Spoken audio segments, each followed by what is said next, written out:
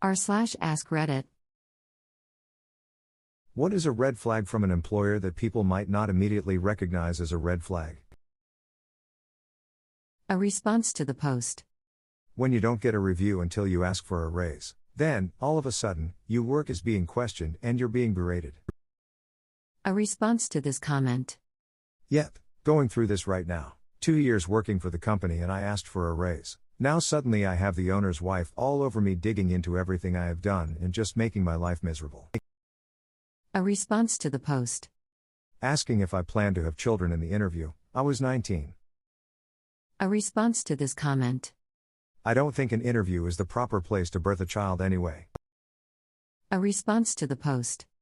Trying to rush a decision out of you once the offer is made. I once interviewed with a company where I would have been relocating across the country to work for them. There were 3 rounds of interviews and they left me completely in the dark for weeks on end between each round before inviting me to the next round within just a few days of when the interview would take place. After the final interview, it was over a month of silence from them until they made an offer but told me I had less than 24 hours to let them know my decision. I would have been moving 2,000 miles away from home to a place I had never been or even seen before. Interviews were completely virtual. They wanted me to start 6 days after the offer had been made. When I asked if there was any flexibility for me to have more time to think it over or have more time to move out there, they said no. They needed the decision the next day and if I accepted I would be starting in less than a week. I declined the offer.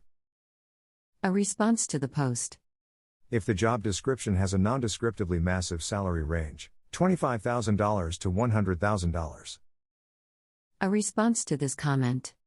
So many insurance sales jobs like this. This is a commission-only role. No base salary but top performers can expect to make $150K plus. Salary range, $30,000, $250,000.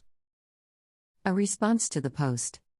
Anything that the manager says in the interview that doesn't line up with the job description. Yeah, we posted it's a manager level position, but this is actually a coordinator role. Yeah, the description says travel is 25% but it might be closer to 50, it just depends. We did post it as a remote job, but we prefer people to be in the office X days a week. Yeah, we phrase it that way in the job description because corporate says we have to. All of those are red flags. Anything a company is vague about should be a red flag.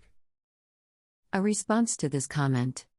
Once we advertised this as a full-time permanent position, but every hire begins as a 1-year contract so we can get to know you. I've got no issue with a probationary period, but if you're only prepared to do a 1-year contract with a possibility of full-time, put that in the ad. A response to the post.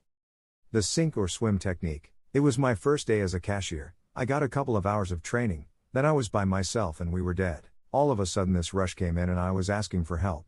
The manager goes, sink or swim, we're busy back here, figure it out. Lol, I did, but let me tell you, customers were not happy because I still didn't know how to properly enter in orders, especially modifications.